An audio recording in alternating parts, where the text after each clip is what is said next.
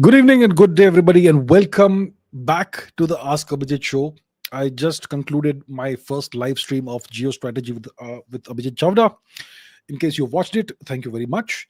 And I'm sure many of you have come to this live stream from that one, and maybe you have questions. So I'm happy to take your questions. Before I do that, let me see who all is there on the live chat today with us over here.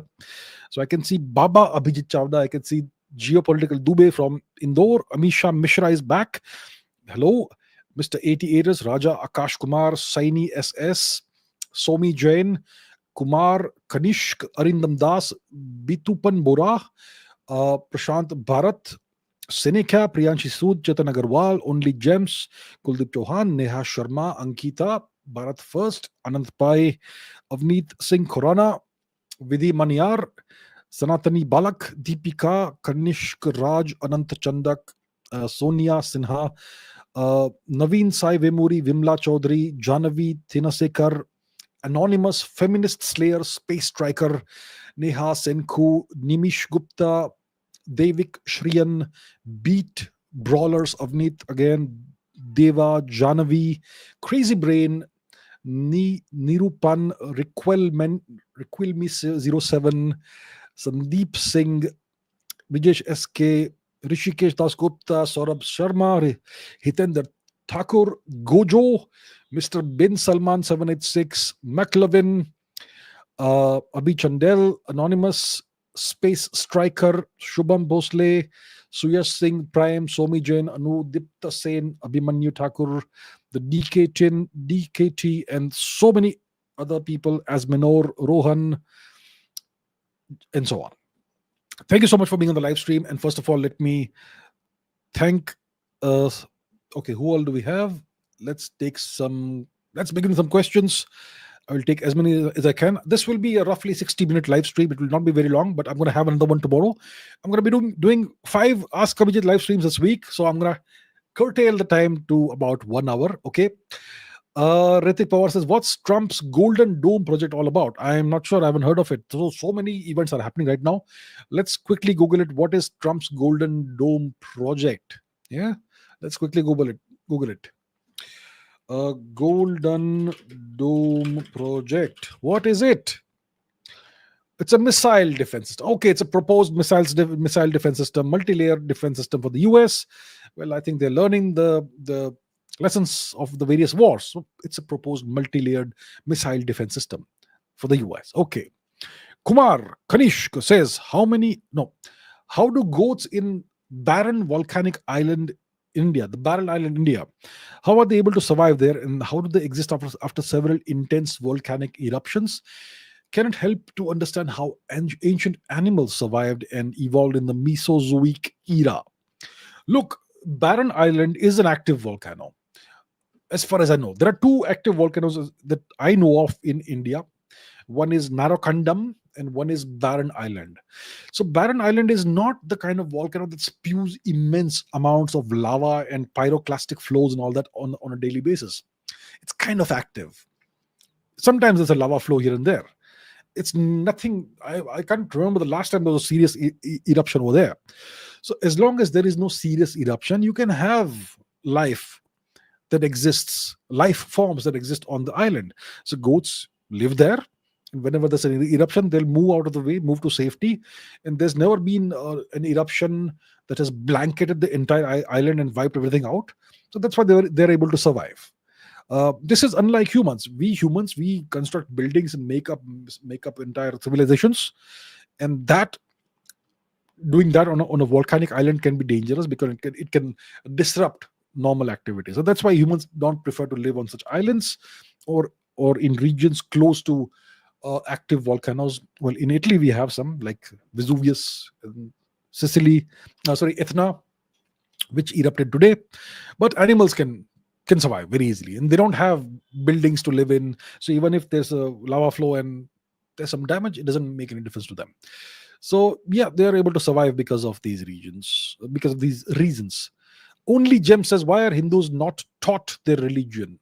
It's because the education system has decided that we should not be taught our religion, and that's one of the biggest issues we have in the country. The education system is rotten.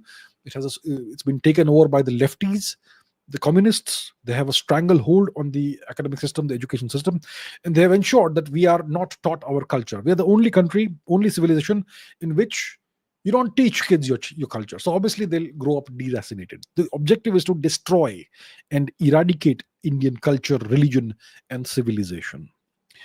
Kanishk, Kumar Kanishka says, is it true that a fungus is eating the elephant foot structure in Chernobyl? If yes, then it can be possible that life may have originated in space eating radiation. Well, there are certain fungi that are thriving apparently in the Chernobyl, in the remains of the Chernobyl nuclear power plant. I'm not sure if there's a fungus that's eating the elephant foot structure, which is essentially the molten nuclear core, the reactor core, right? But I believe there are these these fungi that are present on all the walls of the control room and other parts of the nuclear power plant. Nobody goes there, but you can sometimes go there very briefly wearing protective equipment, and you can take pictures and see what's going on. Routine checks of the power plant. And people who went there that way have found that there is black fungus that's growing on the walls, and it is completely impervious to radiation. Radiation doesn't affect it. So even today, if you go to the Chernobyl nuclear power plant, it's a highly radioactive zone. Any person who goes there without protection is going to get cancer, almost guaranteed, right? But this fungus is thriving there. Maybe it's absorbing the energy, the photons, and maybe it's growing because of that. I'm not sure what the biochemical mechanism is, but the fungus is thriving in Chernobyl. I don't think it's eating the elephant foot structure, but it's thriving. So yeah, it's an example of very rapid evolution. So fungi are very primitive organisms compared to human beings, right? So they are able to adapt very quickly. Their genome is much smaller than ours. So is it possible that life may have originated in space eating radiation? Anything's possible. Life possibly could have originated in space. It's called the panspermia theory. Right, next question. Sergeant Skylan says, Russia is willing to give a full transfer of technology for the Su-57E. What's my opinion on this? My opinion is that it's very interesting, and it's very, if it's a genuine full technology transfer offer, then we should close our eyes and take it. Or rather, not close our eyes. Maybe we should evaluate and examine it very, very thoroughly. But if it is a genuine full transfer of technology, I mean, come on, of course we should take it. It's look, I'm not sure how good or how bad the aircraft is. It's a 5th generation fighter plane. I'm sure it's not fully stealth equipped, but I think it's a significant technological leap over anything we have currently, and I'm sure it's at least comparable to the qualities of the F-35, right? So I think if it's a genuine offer of full technology transfer, we should certainly take it. At least build 100 in India, at least minimum. But the question is there a transfer of technology of the jet engine as well? If that's the case, then it's even more interesting, and then we should say yes even quicker. The thing is, we have the money, the funds in India. It's not like we have a shortage of money. We are the third largest economy, fourth largest economy, right, in the world. So we have the funds. Why not deploy the funds? Acquire the technology, buy it. If the Russians are offering it, buy it. So I think we should take it if it's a genuine full technology transfer offer. Honey says, aliens come and ask you to take me to your leader. What do you do? I'll say, all right, I'll take you to Mr. Modi. That's what I'll do. What else can I do? Zishan Gaming, thank you, sir. How significant is Ukraine's recent drone strikes on Russian bases and infrastructure?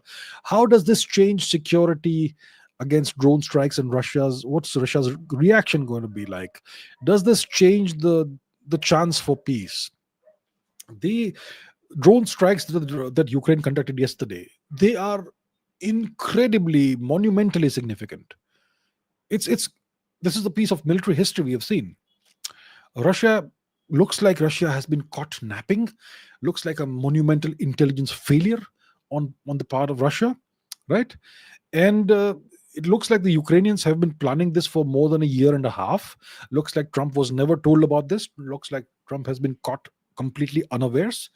And this is going to make the world take Ukraine way more seriously than before. It's going to make the world take Zelensky way more seriously than before. The guy means business now, right? He's determined. Now the drone strikes on more than which seem to have destroyed more than 40 strategic bombers of Russia. That's a significant number. It's like 20-30% of Russia's strategic bomber fleet. That is significant. So it's not going to cripple Russia's capabilities, but it is a significant blow to Russia's military capabilities. And it's going to have a very significant reaction from Russia. Russia will now scramble to move its assets as far away from Ukraine as possible, maybe to the Russian Far East. Russia's military establishment may be in some sort of a panic right now, because what Ukraine has achieved is incredible. They have struck at Russian assets thousands of kilometers within Russian territory. Incredible. This is a game changer for warfare, right? So now what the world is going to sit up and notice this. Look at how drones can be used. I mean, in the 3-day war with Pakistan, Operation Sindoor, we used various kinds of drones, loitering drones and kamikaze drones and all and so on. The Pakistanis used various kinds of drones. Maybe 1,500 drones were launched in India, and those were shot down. But now look at this, how drones can be used. This is going to open up a Pandora's box for governments. I think it is going to be one thing that could happen soon is that governments may soon ban private possession of FPV drones. Today, content creators and movie makers and all, they have these drones which have these cameras on board, 4K cameras and all that, FPV drones. And those drones those are pretty inexpensive. And if you talk about Indian rupees, maybe 1 or 2 lakh rupees. In the bigger scheme of things, it's pretty inexpensive. Not for most Indians, I understand. But from a military perspective, it's super cheap. And you can rig the drone to drop grenades or explosives, or to do a kamikaze strike somewhere. So I think governments will very rapidly possibly decide to ban private possession of drones. Because imagine the possibilities. You can launch terrorist strikes using drones. A nation like India, with more than 100 million illegal infiltrators living in India, imagine what those people can do. None of them have any allegiance to India. None of them have any love for India's culture, civilization, or land. They are foreigners who are simply exploiting our population and our economy, and they'll be happy to work for Pakistan or China. Imagine such people, and you have airports in India that are surrounded by slums in which Bangladeshis and Rohingyas and Pakistanis and God knows what else lives. Imagine what they can do. Terror strikes using drones. It becomes super easy to do that. I'm sure there are measures in place around airports for jamming of potential drone flights and all that, but there are always countermeasures. So this is a huge security threat for any major nation. So yeah, there's gonna be a whole paradigm change, I think, in the way the world looks at drones and regulates drone ownership and use. Now, Russia's reaction, first of all, is going to be, initially there would have been a few moments of panic, then they will quickly redeploy their assets as far away as possible from Ukraine, and they will significantly enhance the security measures they are taking to protect their assets.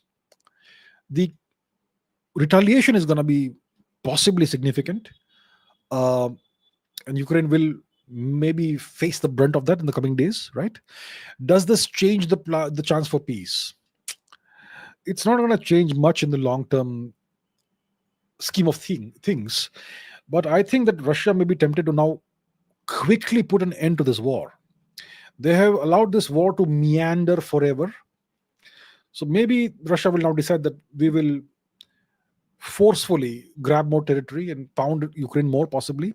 Maybe there'll be retaliation from Ukraine because now they have the green light from the West to use long range strike weapons. So I think this changes the chance for peace significantly. Peace is way more unlikely now. Sonia Sinha, thank you very much for becoming a member.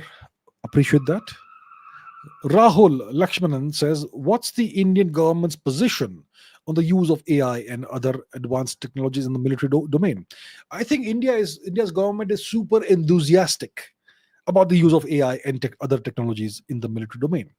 I think India has embraced AI and high-tech emerging technologies wholeheartedly. We have recently tested a scramjet engine, 1,000 seconds. That's how long the scramjet engine was tested. That's a global first. Of course, it still has to fly, but yeah, we have gone in the realm of scramjet technology from a non-contender to a front runner. We have refitted 1940s 1940s Bofors guns, anti-aircraft guns, with 21st century technology, radars, perhaps AI, and they can now autonomously shoot down drones and much more. So India has wholeheartedly embraced, is in the process of wholeheartedly embracing AI and other advanced emerging technologies. One hears that India has directed energy weapons as well, laser beams that can take down incoming threats and so on. So yeah, India is doing great on this. I'm really pleased to report this. Arsh Dogra says, does Trump really want to sabotage the India-US partnership? Is he becoming more anti-India day by day? And he now has invested in Pakistan's crypto industry. Well, Trump is that kind of a guy. No friends, no enemies. I'll do business with anybody. If tomorrow Osama bin Laden turns up and has a business proposal, I'll take it seriously. I'll consider it. He will pose with terrorists or former terrorists, Mr. Al-Shara of Syria. Trump is open to anything. Anything goes with him. He's a super transactional guy.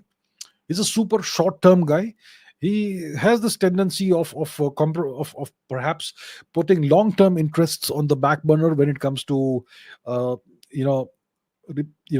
replacing them with short-term interests. Something I can get tangibly and quickly. And maybe he thinks that when it comes to a nation like India, which is not as powerful as China or Russia, he can get away with bullying India. And India will have no choice but to do what he says.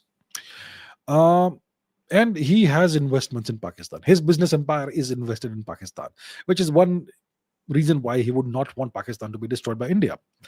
So I don't think he wants to sabotage the India-US relationship. He simply believes that he's just too powerful for India to resist. So I can bully India, I can arm twist India, I can go ahead and invest in Pakistan and rescue Pakistan. But at the end of the day, I will still get what I want from India. That's his calculation. So let's see how that goes. Yeah. Rohan Suneja says, don't you think that now it's high time that India should take the AMCA 5.5 generation and join the Franco-German 6.5 generation aircraft fighter program? Japan is offering its latest engine. See, my dear friends, please understand that France and Germany are part of NATO. NATO is owned by the United States. I'm putting it very crudely, but that is actually the truth. It's actually a fact. NATO is owned by the US. France and Germany are both US vassals. They are proxies for the US. France has a quasi-independent foreign policy. The India-France relationship is actually it's a good relationship. But Germany is not that favorably inclined towards India. Right? So if you join an aircraft program, which is a joint Franco-German program, I can assure you the Americans will have their eyes and ears and fingerprints all over the place. In every piece of technology, in every chip, in every line of software code, everywhere the Americans will be there. If you acquire those fighter planes And when you need to use them, they'll not do what you want. We have seen this. We have seen this happening to the Australians. Japan is a nation that's under permanent US military occupation.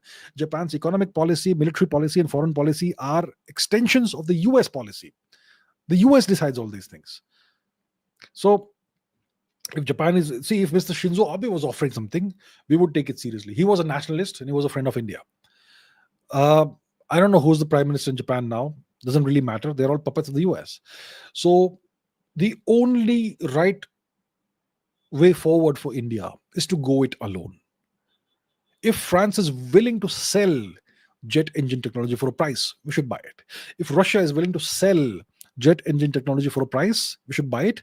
With what does it mean to buy jet engine technology? It means that you should be able to manufacture 100% of the jet engine in India without any foreign supervision or involvement, which means it's a 100% indigenous engine. That's the only offer we should take. We cannot become part of somebody else's military programs, that will end up seriously compromising our interests.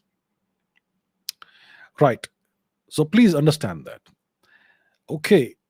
Mr. Sharma says, how exactly do the papal bloodlines and Chatham House issue orders to every nation today? So the question you're asking is how the Vatican is super influential, right? And many nations in the West look upon the Pope as some kind of a world leader, right? So it goes back. I'm not. So what is Chatham House? Let me just quickly Google that. What's Chatham House? Chatham House. Chatham House. Okay, yeah, the Chatham House rules. I know. I've been part of those Chatham. I've been part of an event that was governed by the Chatham House rules. So coming back to the papacy, to the Pope. Look, it's a very ancient institution. It's been super powerful in the past. It's the institution that destroyed the Roman Empire, the Western Roman Empire, and it has been ensconced in Rome ever since. And the popes ruled Europe for more than 1,000 years. They were the most powerful force in Europe. And the legacy of that is that even today there could be some remnants of power left, which may not be visible, but it may be there. And even today, most Christian people see the Pope as the leader of their community. And therefore, because of this legacy, this history, and the status of the Pope being regarded by 2 million Christians as a world leader, as a consequence of that, the Vatican seems to see it fit that they can, or issue directives and orders to various nations and negotiate with a nation as if it's a sovereign entity and so on. It's a consequence of this 1500, 1700 almost year history of this institution. Shibam says, why is Japan's AI robot lead lost to the others? Japan was never in the AI race. They have not been allowed to become part of the AI race by the Americans, and they have not been allowed to develop superior, military grade robots by the Americans. So that's why the Americans control everything, and that's the short answer. Feminist Slayer says, do geopolitical principles are they also applicable in real life, like friendship only for shared interests, power overriding morality, self-interest over everything? You can be inspired by geopolitical principles, but you can't use geopolitical principles in things like close family. When it comes to family, you can't use geopolitical principles. You can't have power overriding morality when it comes to family. You can't have self-interest overriding the needs of your family members. I mean, some people can do that. Those people are generally called narcissists. I'm sure we all know of you. Okay. But look, when it comes to business interests, let's say you're an individual, one person, not a company, not a nation, one person, you can use the same geopolitical principles in business. You can use the same geopolitical principles in politics if you're a politician. If you are a person who is in a situation like you're in an office and you're dealing with office politics, you can use geopolitical principles there. When it comes to close friends, you probably should not do that. You know, friendship is a different thing. And when it comes to family, you certainly should not do that unless you're a narcissist, a manipulator. But yes, you can use geopolitical principles in other aspects of life. That's why, especially in business and sports. I remember about 25 years ago when Pat Buchanan was the coach of Australia, the Australian cricket team, when Shane Warne, Ricky Ponting, etc., used to play for Australia. He was very fond of quoting Sun Tzu, the Chinese strategist, and he made it a point to tell the world that I apply geopolitical and strategic principles from the field of warfare in sports and so on. So yeah, it has applications everywhere. Geopolitical Dubey says, how did the Houthi shoot down US stealth jets? Look, the Houthis did not shoot down the F-35. It came somehow apparently close to being shot down or going down for some reason. The Houthis shot down F-18 fighter planes, which are not stealthy fighter planes. The F-18 or F-A-18 is usually used for electronic warfare, jamming and such operations, but apparently two of them were shot down by the Houthis. So the Houthis seem to have good missiles, good anti-aircraft missiles. And when you are in range, sometimes it becomes a mathematical possibility, a mathematical certainty that if you come within a certain range of a certain missile, you're going to get shot down, no matter what you do. So yeah, that's how the Houthis were able to shoot down US jets, but those were not stealth jets. So that's one amendment to our understanding we need to make. Sai Kalyan Reddy says, is it true the hate of India is spreading by Chinese media, or is it because of the civic sense of our people? As a mechanical engineer myself, how can I tackle AI? Okay, like at least two different questions here. Look, Chinese media is not spreading hate of India. The Chinese media will talk disparagingly about India and so on, but they don't spread hatred of Indian culture or Indian traditions or Indian people. It's the Western media that does this. They spread what can be reasonably called Hindu phobia.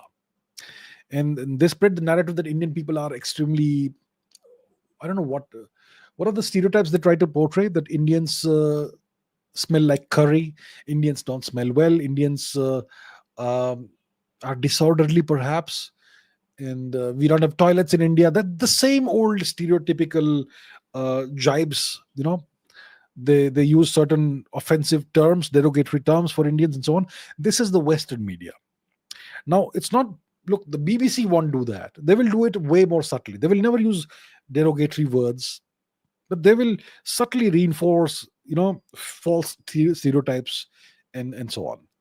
And if there's a whole infrastructure of media, from the prestigious outlets to the pedestrian outlets, and then you have social media trolls. So all of that together is deployed against India. So it's not the Chinese media. The Chinese media is not very friendly towards India for sure, but the Chinese media doesn't spread hatred of Indian culture or towards Indian culture and Indian people, as far as I have seen personally. I may be wrong. In case I'm wrong, please do point out where it is, and I'll learn something from that. Yeah.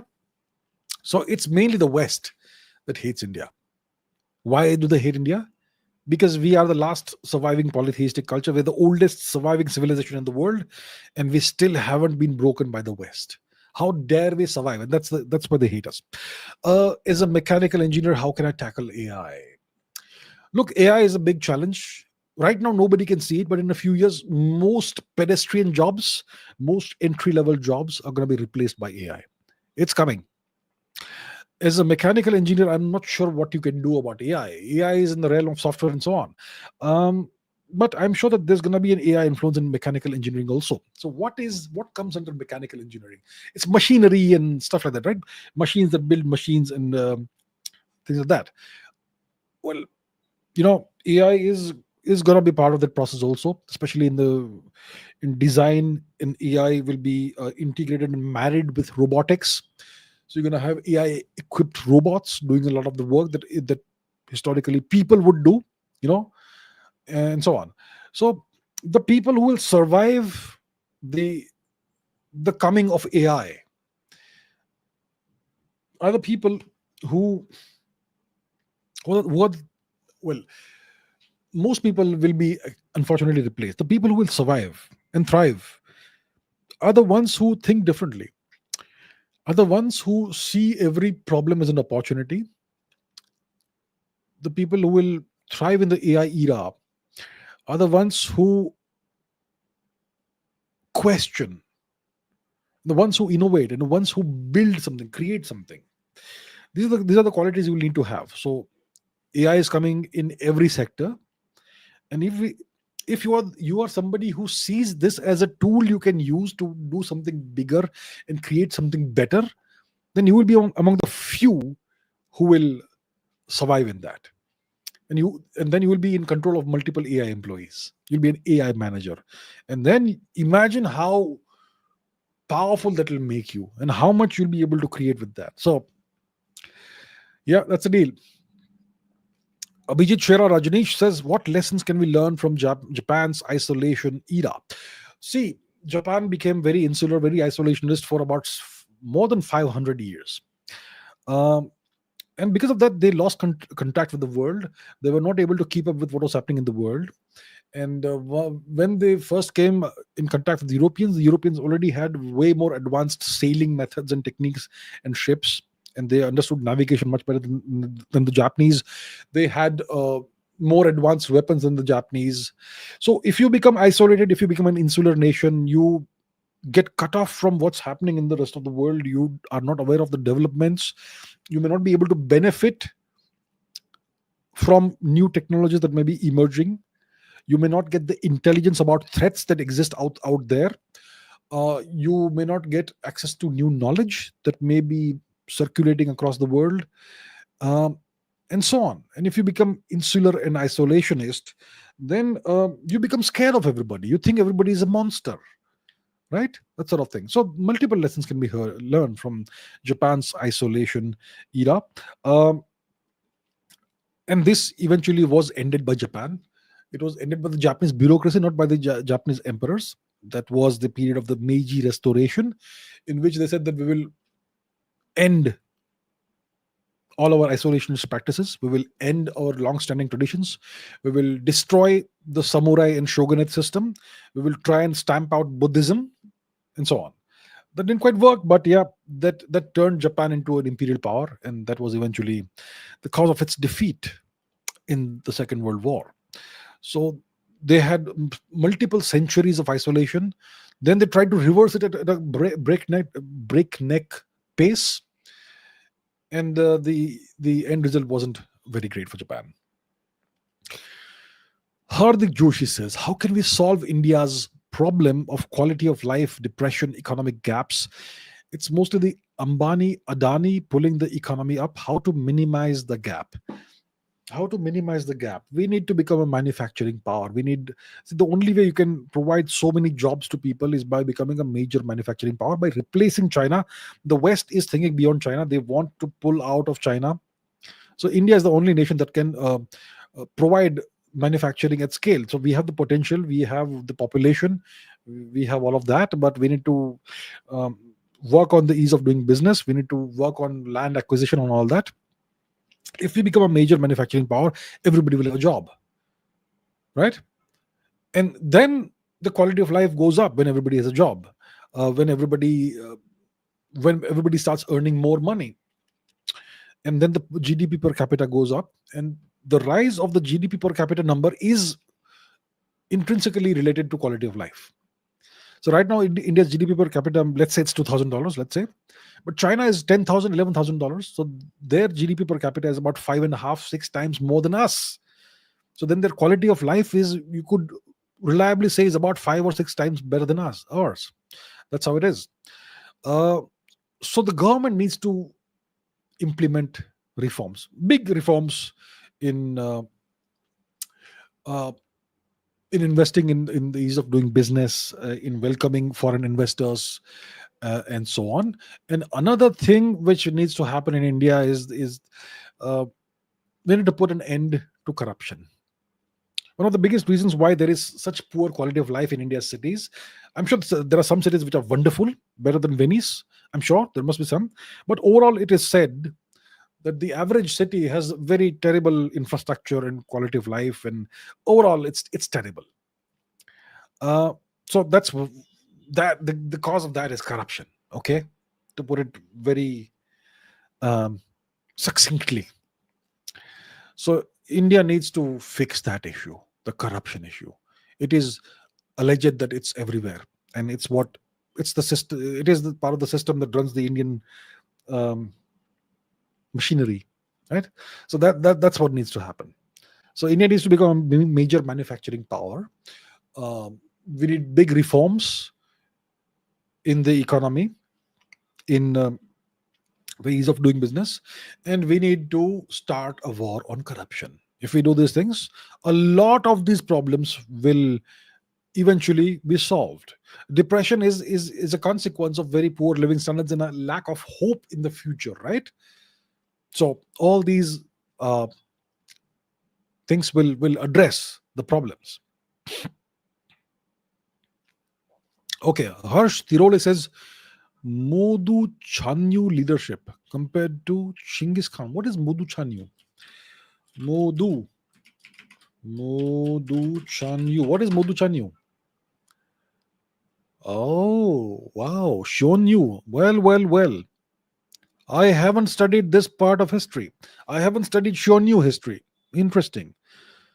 Modu Chanyu ruled from 209 to 174 BC. Fascinating.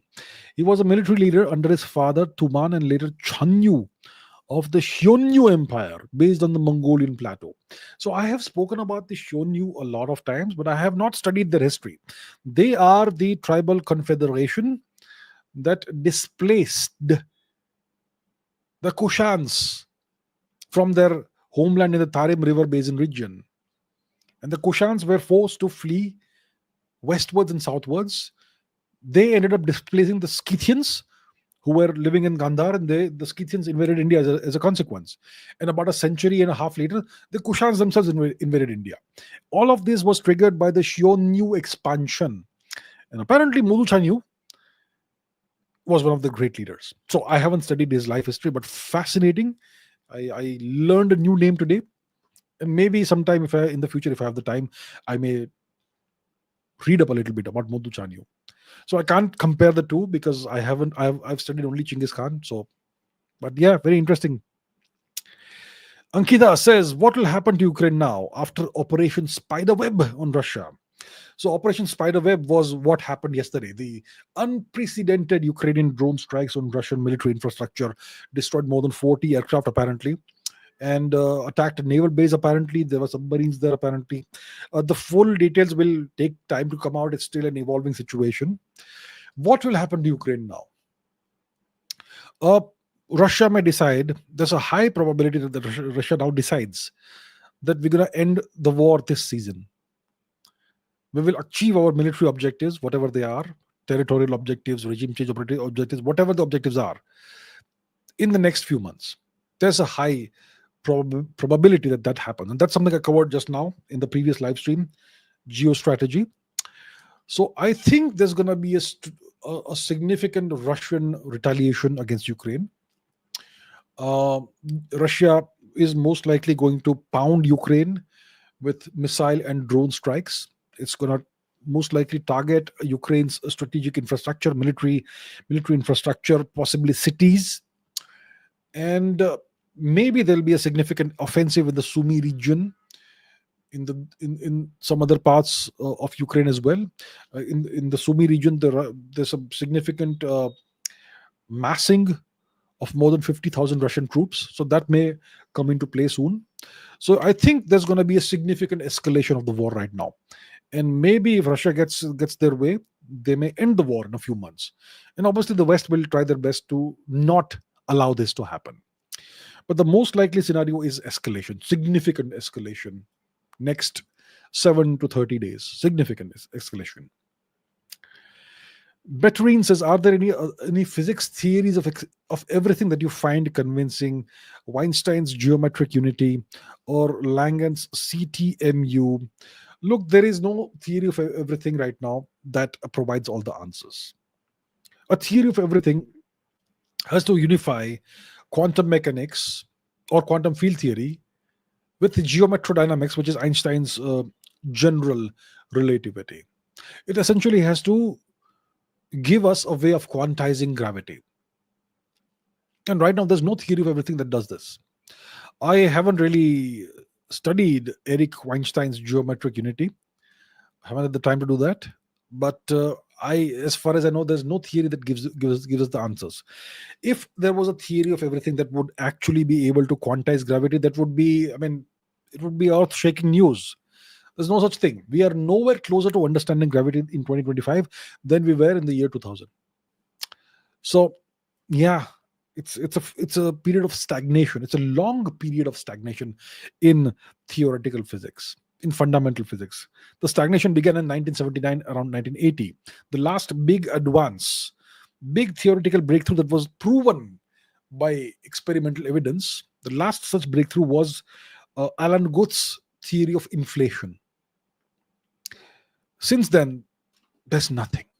Physics has hit a brick wall, and that's where we are. Devesh Shukla says, you work in so many areas. I too have many interests, but I don't know what to do. I'm 27, stuck in corporate life. I want to travel and do something myself. Advice. Look, my advice is this. You want to travel, you want to do something for yourself, something that is in line with your interests, but you're not able to do it because you're stuck in the corporate world. And why are you stuck in the corporate world? Because that's where the money comes from. And if you get out of the corporate world, maybe you won't have an income, right? That's the issue. What is the source of freedom, of personal freedom? It's wealth. So my advice to you is find a way to become wealthy. Now, that's a very, very, very generic advice. It's not possible to become genuinely rich, genuinely wealthy, working a corporate job. But you can, if you play the game right, you can have significant savings by the time you're 30, 35 perhaps. Then if you are good at investing or something, you can turn that into some form of wealth. And if you really have iron in you, then after the 9 to 5, you can do a 5 to 12 and do something on the side, some kind of side business or something. There are multiple possibilities, multiple avenues like that. The main problem you are facing is that you are financially stuck to the corporate job. So you need to find a way to solve that problem. If you want to travel, if you want to do something else, you're going to need funds, you're going to need money, you're going to need wealth. So my advice is become wealthy, find some way based on your strengths and your characteristics, find a way to get wealthy, to become wealthy. All the best, Devesh. Rikin Jain says, are there any differences as to how the US acts as a superpower and how India is to act as a superpower in, let's say, Ashok's or Chandragupta's times? Okay, what's the definition of the term superpower? My definition is this. A superpower is a nation that can intervene militarily anywhere on the planet at about 60 minutes notice. In the 20th century, there were two superpowers, the USSR and the US. Both could intervene militarily anywhere in the world at 60 minutes notice.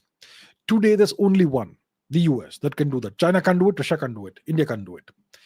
My question is this, was India a superpower in Ashok's time or Chandragupta's time? Could India intervene militarily anywhere on the planet at 60 minutes notice? India could not. Nobody could. So there were no superpowers back then. There were empires. And we were a major empire. We were the richest empire during the Mauryan era. And we had a significant hegemony over the region, I'm sure. I'm sure we did not use that, but we were a significantly massive net exporter of culture, and I'm sure we had influence. We had military relations with Greece, by the way, an alliance with the Greeks, with the Seleucid Empire and all that. So India was not a hegemonic power overall. India was a very benevolent power. India did not try to ever invade Persia. India did not ever invade during the Mauryan era. We never tried to fight with the Persians. They were our cousins yet, right? Why fight them? One thing is very interesting in history. Persia, India never fought. The Persians never launched the kind of invasion on India that they were repeatedly launching towards the West. Never, never. The thought never arose, right? Because it's a family, it's a blood relationship. Um, so India was not a hegemonic power. India did not arm twist other nations. India did not plunder other nations. India did not occupy other nations' territory, and so on. So it's very different from the way US acts today. The US physically occupies some nations militarily: Japan, South Korea, Italy, Germany. Find out. And it uses other nations as proxies by creating these intricate alliances, NATO, EU. It uses other proxies as proxies to expand, to project power. Historically, the US used France as a proxy to project power in various parts of Africa, and so on. So that's the kind of power the US is. That's the kind of empire the US is. It's a hegemonic empire. There are two kinds of empires, two types of empires. If you read Dr. Edward Luttwak's book, The Grand Strategy of the Roman Empire, which was written probably in the 1970s, he defines that there are two kinds of empires: a hegemonic empire and an empire that's based on occupation, on military occupation, on territorial occupation. So if you want to occupy, to base your power on territorial occupation of other nations, that is very energy intensive. It takes a lot of your resources to militarily have boots on the ground. But if you can do it hegemonically by creating vassal states, you never have to put boots on the ground. You never have to spend so much money and resources. So the US is that kind of empire. It's kind of balancing two things, but it's mostly hegemonic. And it occupies militarily only a few countries. India has never been that sort of an entity. So very different. Bimarsha Kandel, thank you very much for your contribution. Really appreciate it. You didn't ask a question, but you contributed. Thank you very much. Thank you. Vivek Singh says, India's government has been pushing back some Bangladeshis. How do you think the Bangladesh government will react, and what should be our counter? I think the Bangladesh government may try to resist some of this. I've heard some dissatisfaction coming from the Bangladeshi government about India pushing Bangladeshis back into Bangladeshi territory. So what will Bangladesh do? It depends on the scale at which we are pushing back the illegal infiltrators. If we are pushing back 100, 200 a day, it may evince a certain kind of response. But if we are pushing back 10,000 a day, that will have a totally different kind of response. See, we most likely have about 100 million Bangladeshis squatting on Indian territory. 100 million. Let's say you want to send them back in 10 years. That means that you have to send back 10 million a year. Right?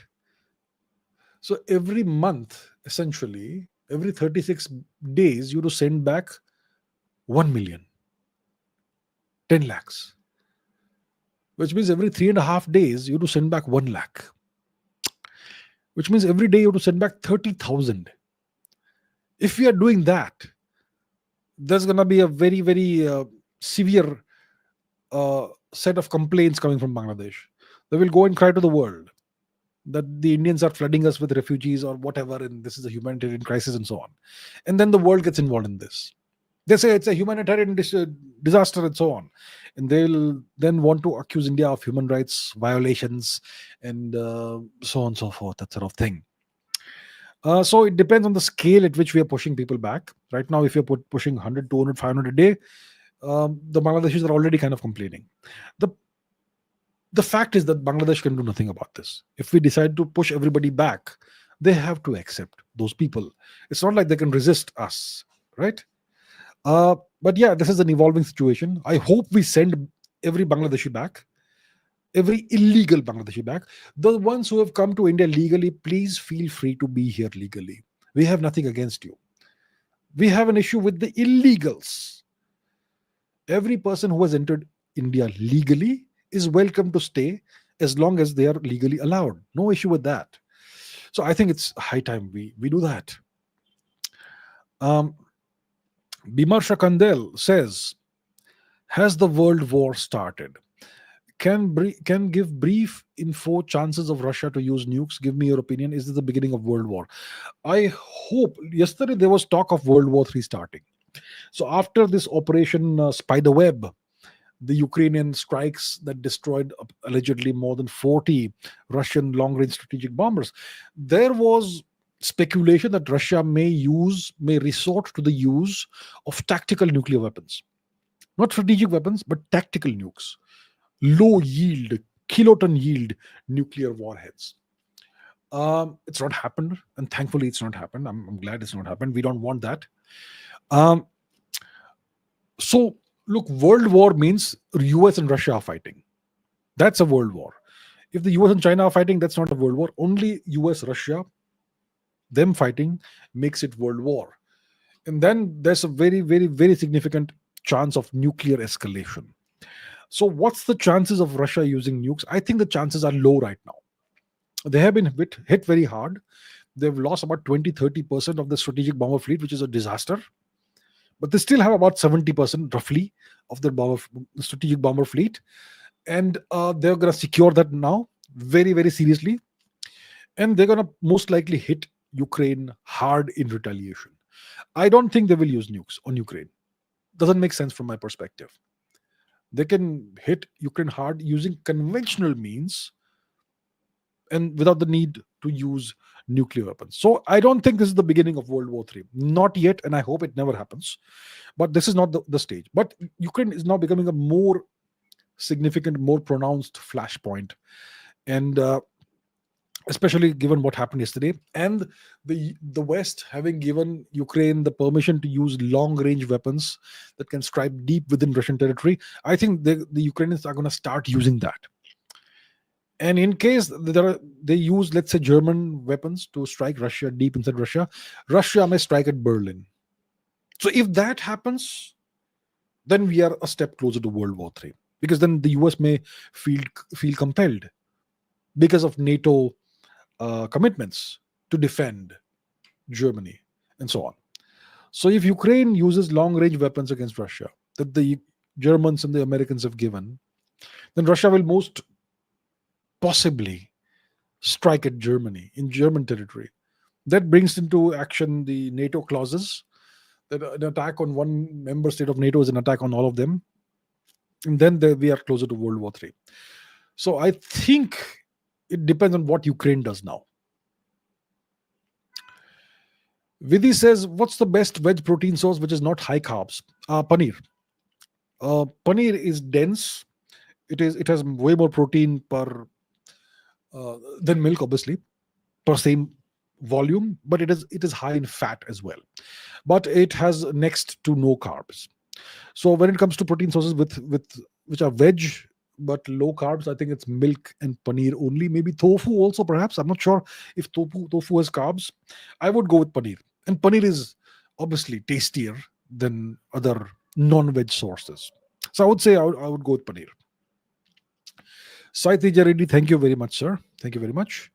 Rudra says, what will Russia react according to old or new doctrine?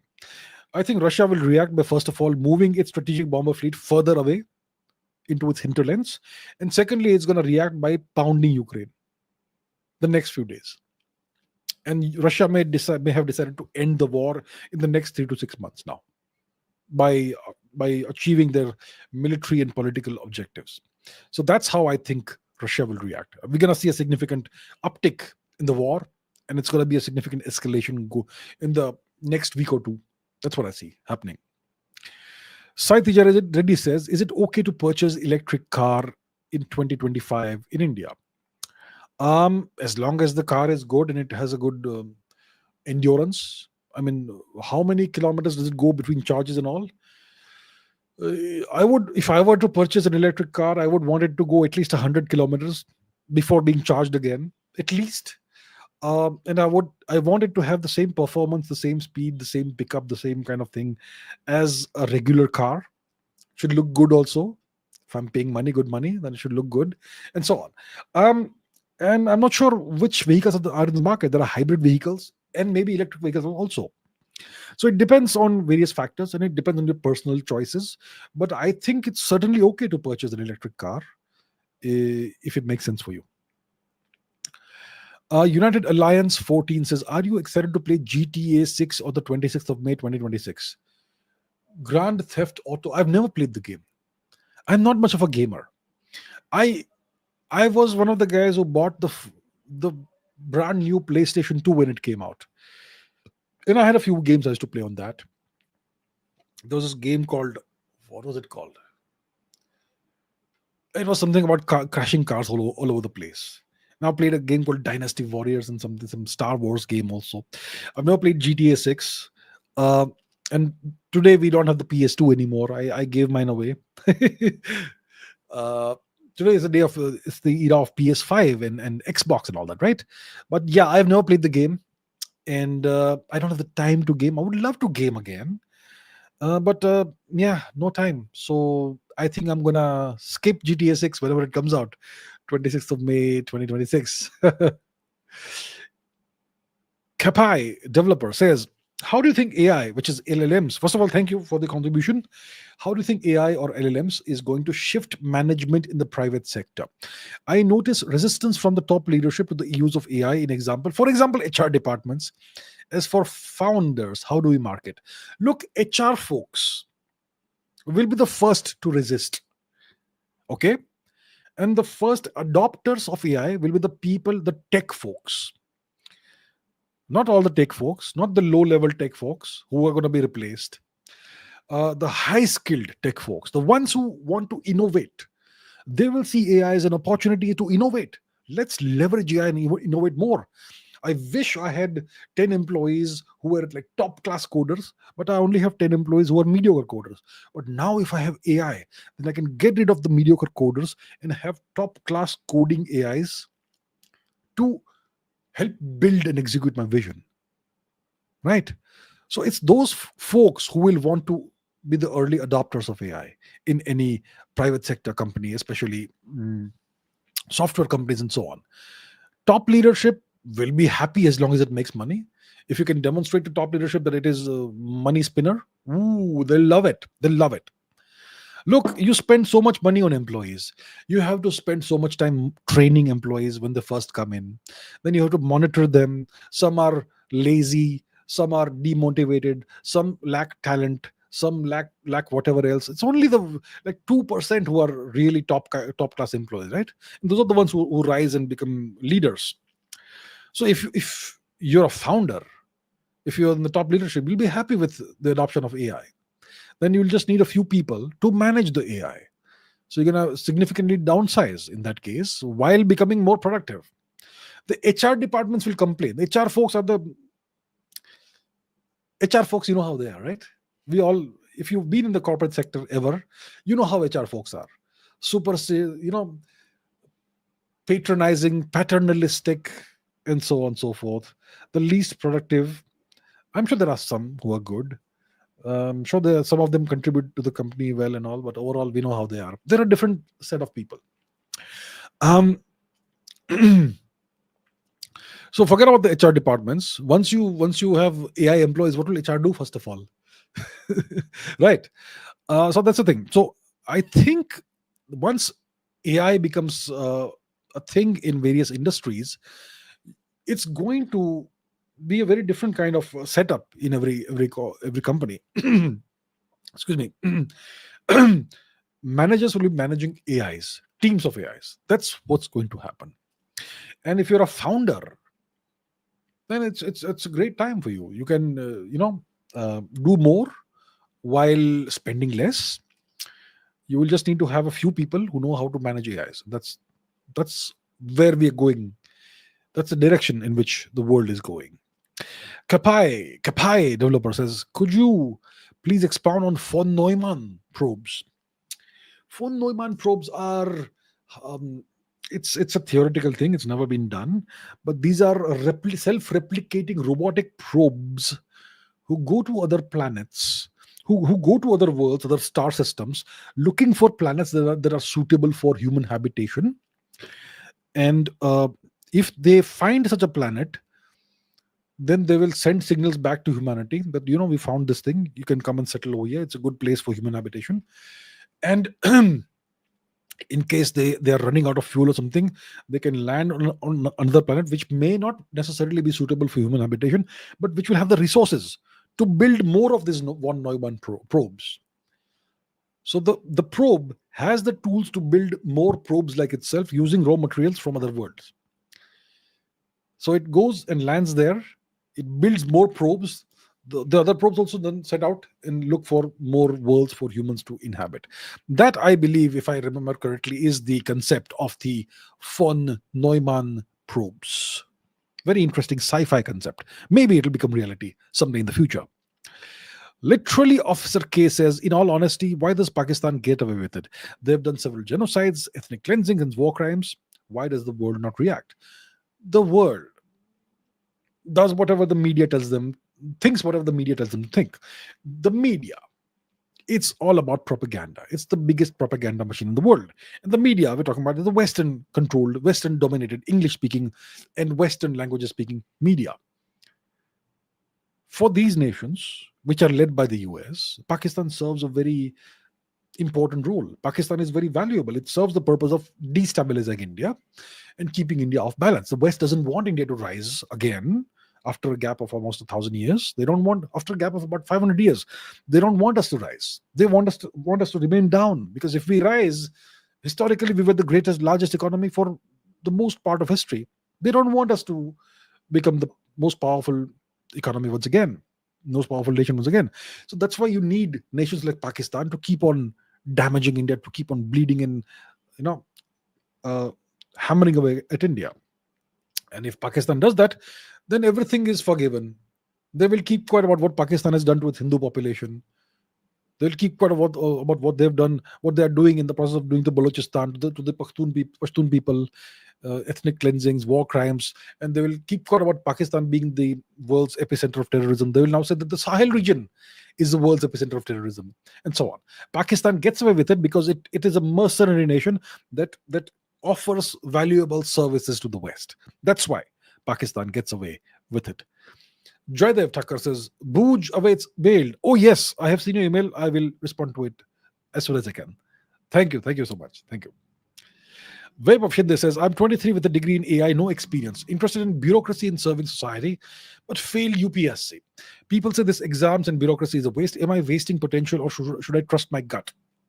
Look, if it's been a lifelong aim of yours, and if it's something that you are passionate about, then you should certainly follow it.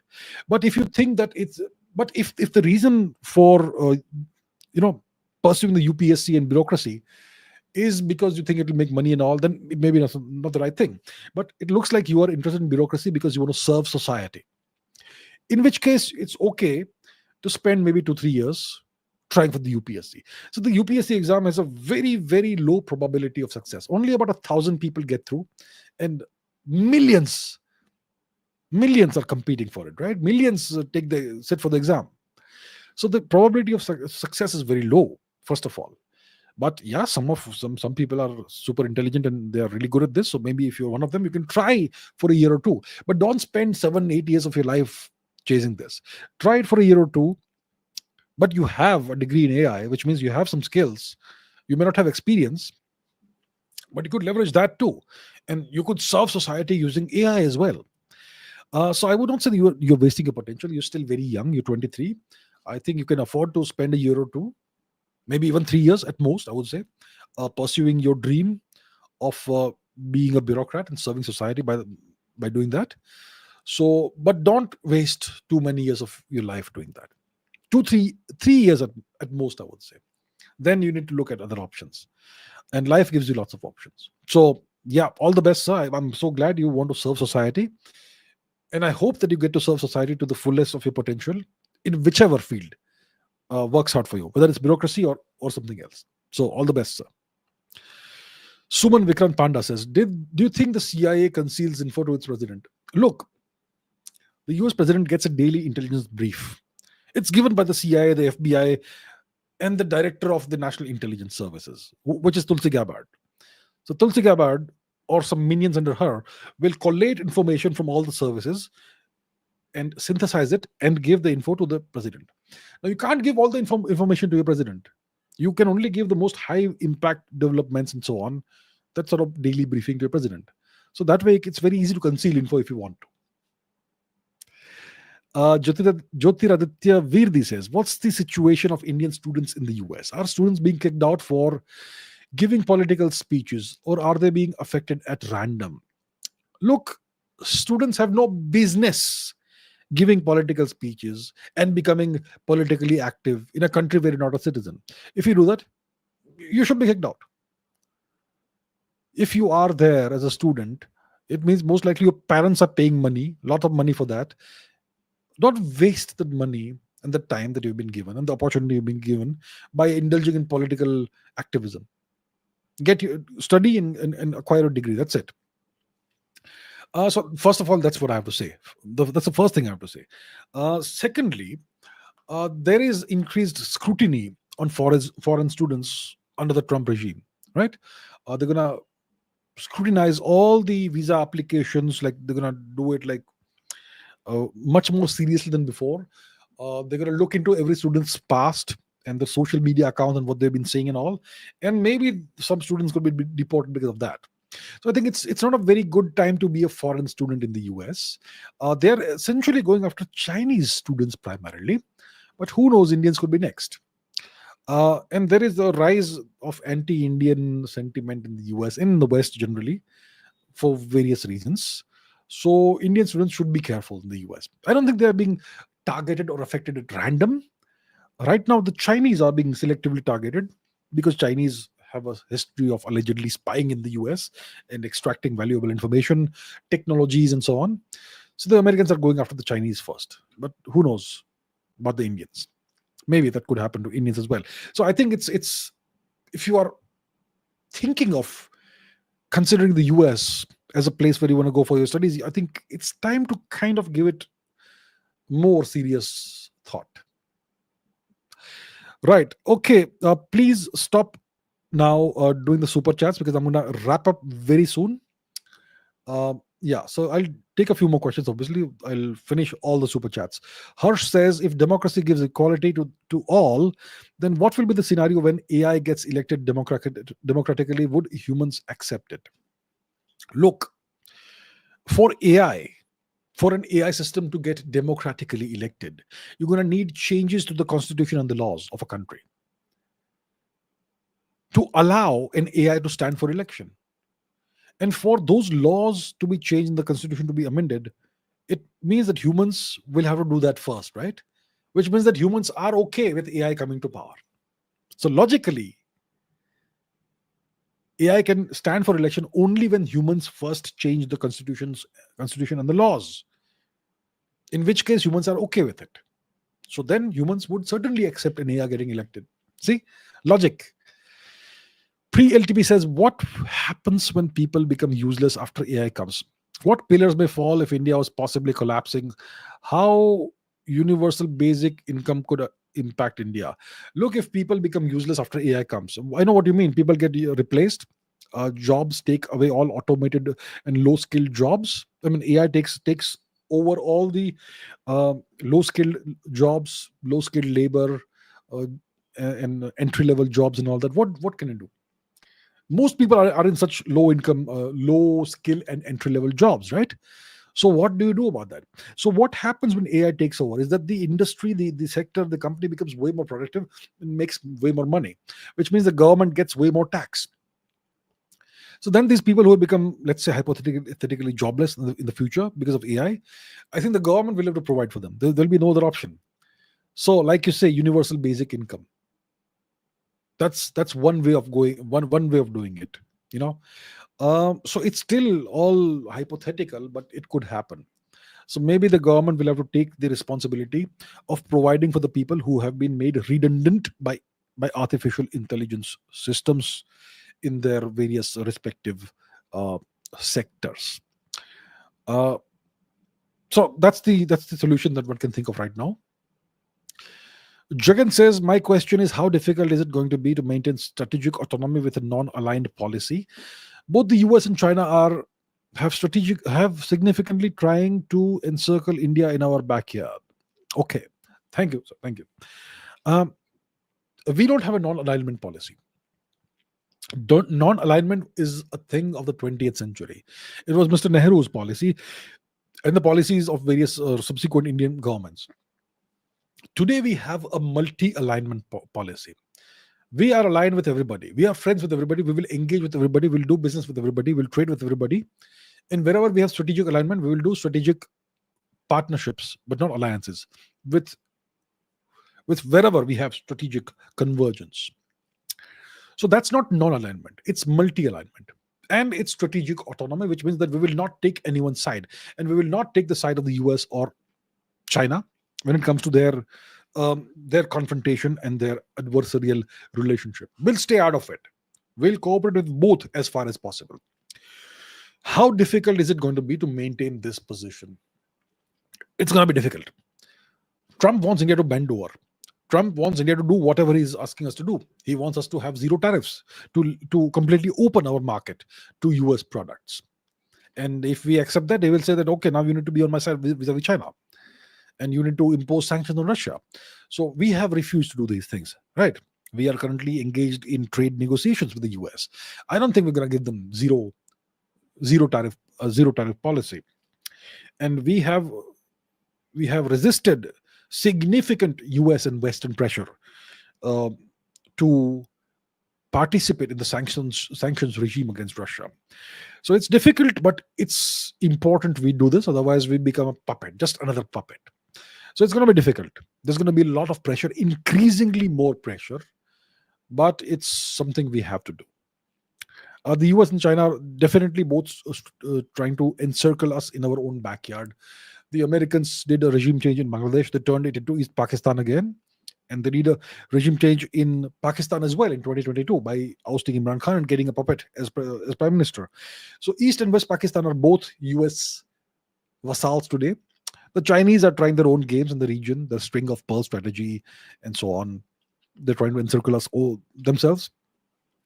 So it's a difficult neighborhood for us. But we are 1.4 billion of us, so let us not be discouraged. We will find a way. Gaur Sevak says, is there a deep state in India? Because BJP top leaders sometimes speak absolute nonsense. For example, Mr. Modi said, I'm non-biological, which gives chance to leftists. Okay, I'm not aware of this non-biological thing. Sometimes leaders speak nonsense. I'm sure it's possible that happens sometimes from some leaders.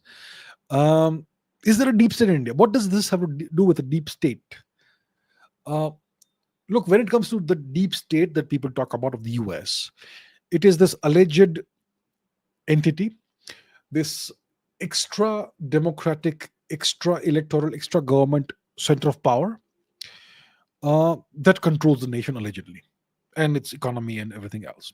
Allegedly. That's the deep state. We don't know what it is. It's not just the bureaucracy, it's a small number of people allegedly who do that. Do we have such a thing in India? Look, in any country, you're going to have extra democratic, extra electoral centers of power. Because the nation state system and democracy, all these things are very new things. And old systems persist in some way or the other. So you're going to have that, but I don't think we can call it India's deep state. So I would not say that there is a deep state in India, the way you probably have in the US. SKK, welcome to the channel. Thank you so much for becoming a member. I appreciate that very much. Thank you. Spade says, Sar, how to establish deep state? Love you, Sar. Okay, all right. How to establish deep state? You have to subvert a nation. You have to hide everything you're doing. You have to have access to tremendous amounts of wealth, and you deploy that wealth with the purpose of acquiring strategic assets, which are institutions, people, vassals, and so on. Very easy to say, but very difficult to do. ICMB says, is it possible that the US used the IRA against the UK? Oh no, you can't say such things. How can you say such things? That is blasphemy. That's taboo. Isn't it funny? The IRA was such a thorn in the flesh of the UK when, for decades, when it was at the peak of its activities, when Margaret Thatcher was the prime minister, the Iron Lady who stood up to the US. And the moment the lapdog Tony Blair comes to power, the IRA puts down its weapons. What can I say? Coincidence? Do you have coincidences in geopolitics? Sai Teja Reddy says, do you think hydrogen cars will replace electric cars in India within the next 10 years? How much sustainable are these hydrogen cars? Could happen. I think the government has this initiative of using using hydrogen vehicles, of making hydrogen powered vehicles mainstream in India. I think it's a good initiative.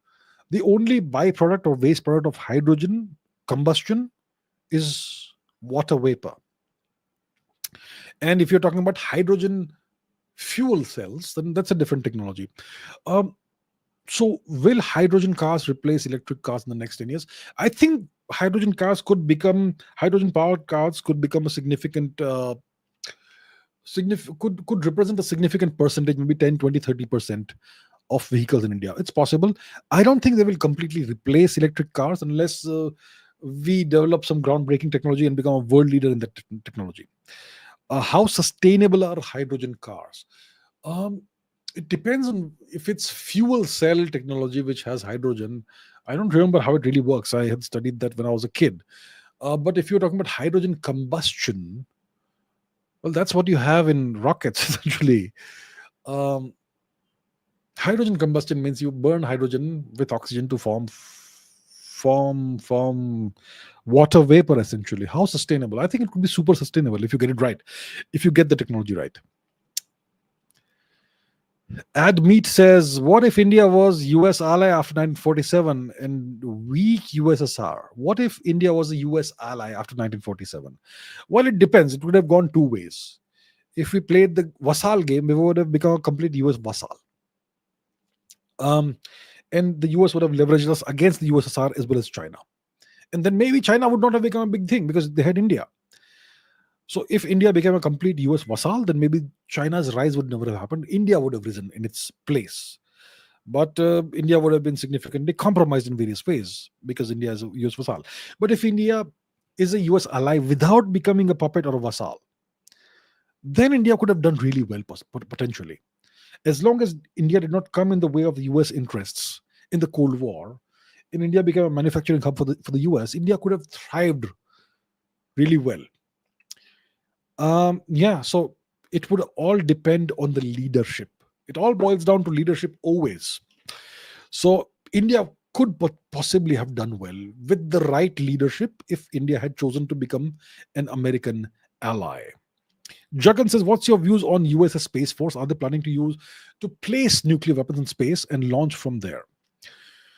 We don't know what the plans are, but they have a Space Force. And by the way, the Americans have tested nuclear weapons in space before. Let me show you. Let's Google this together. US nuclear test in space. It was called Starfish Prime. They conducted nuclear tests in space, the Americans. Okay, and you can read all about it. So it's not like it's some new thing. Deployment of nuclear weapons in space. It's an old idea. It's why the space race started after the Russians placed Sputnik in orbit in 1957. The Americans, they were in a state of panic. We have to catch up, otherwise we'll have nuclear weapons orbiting above us. So it's not a new thing. It's possible that they may secretly be planning to place whatever in space. It's possible, for sure. Vedic Post says, I live in the US, but I'm worried about cultural Abrahamization of India. Like Chanakya said, we can only protect ourselves until we protect our culture. But the West imposes conversions on India. You are right. Cultural Abrahamization is a very big threat that India is facing. The West imposes conversions on India. There are industrial scale Christian conversions that have happened in the past in India's Far East. Most of the states of Nagaland, Mizoram have been completely Christianized. Mizoram completely gone. Nagaland also to a very large extent. All the beautiful indigenous culture wiped out. Now they are doing it to Manipur. It's also happening in Arunachal Pradesh. All of this happened during Mr. Nehru's time, right? And now you have this being deployed, unleashed on the remaining parts of India. One hears that there are tens of thousands of people converting to Christianity every day, apparently, in Punjab. They're targeting the tribal belts of India, the people who have been, whose ancestors were horribly impoverished by the British. So they're targeting the most vulnerable sections of society. It's happening in to a large extent, to a significant extent in other parts also, in southern India and so on. And we are allowing this to happen. So I don't know what it is and why it's happening and why it's being allowed, but this is an assault on Indian civilization and culture. And this should be banned, actually. This is industrial scale demographic re-engineering that the West is doing. So I think it's incumbent on the Indian government to do something about this, but your worries are very well founded. It's happening in real time and it's terrible.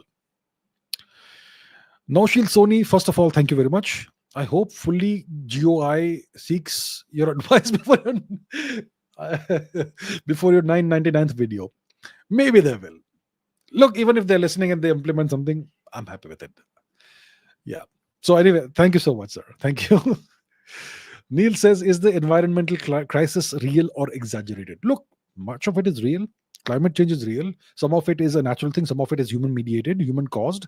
The billions of tons of plastic in the ocean are real. Microplastics everywhere are real, and so on. So much of it is real. You can't say it's exaggerated, but there's nothing most likely anybody can do about it. That's a sad thing. Bhargav says, does Ukraine want to deliberately escalate? If yes, will it succeed? Is the IT job market in India going to suffer? Ukraine has deliberately escalated. What they did yesterday, Operation Spiderweb or whatever they call it, is a deliberate escalation. And they know that Russia will then retaliate. Russia has no option but to retaliate. So Ukraine has deliberately chosen the path of escalation. I mean, you can't blame them because they're in a war with Russia. But will they succeed? What is success from Ukraine's perspective? Ukraine has two options. Either you completely defeat Russia, inflict a comprehensive and complete military defeat on Russia, or end the war. Do you think Ukraine is in a position to comprehensively defeat Russia? It's not. So it's not going to succeed. Is the IT job market in India going to suffer? It's going to suffer because of AI, not because of the Ukraine war. AI will take over everything. Rishabh Yadav says, I want to serve our nation. I'm 23, interested in bureaucracy, law, and also armed forces. I am disheartened because honest officers are often sidelined in their fields. What to do? Such is the system in India. It's what it is. Like I've said many times, India needs to, at some point in time, launch a war against corruption. Because then honest people, because of the system, honest people get disheartened. And the crooked people, allegedly, they thrive. It's terrible. So the question is, what can you do, sir? Bureaucracy, I think you should stay away from it. Law also can be really disenchanting once you see how things are done. Yeah. Armed forces, I think armed forces, it's a different story. I don't think, I think the armed forces have a different set of standards, better set of standards than the bureaucracy, the law, and all that. So I think if you want to serve the nation and you want honest people around you, I would say go to the armed forces. I will not guarantee that everybody will be honest. Okay, there's always some problem somewhere or the other, but overall, I think the armed forces have much higher standards than the other sectors or services. So I would say, if you want to remain honest, if you don't want to partake in corruption, and you want to serve the country, I think the armed forces are the best way to do it. Okay, sir. All the best. All the best. Lalit Aditya says, UK is preparing for war with the tiny 91k British army against Russia. Also, thoughts on recent drone attack by Ukraine and Russia. The UK is a nation with an inflated sense of self-importance. The UK was relegated to the status of a third-rate world power in 1956 after the debacle of the Suez Crisis, in which the US publicly humiliated the UK. But they still have these delusions of grandeur. So they think that by a war of words they can defeat Russia. By posturing that we will do this and we'll do that. It's a has-been nation. And they will soon become the Islamic Republic of whatever. So let's not worry about them. The recent drone attack on Russia by Ukraine is a major escalation, and there's going to be serious consequences in the next days and weeks. Anish says, is virtual Bible school kids camp a conversion school? Yes, it is. Yes. TJ6789 says, I found that Hiroshima and Nagasaki are not radioactive as the bombs exploded 500 meters in the air. Will Russia or India apply this strategy when the time comes? I hope nobody ever detonates a nuclear weapon in the future. I hope so.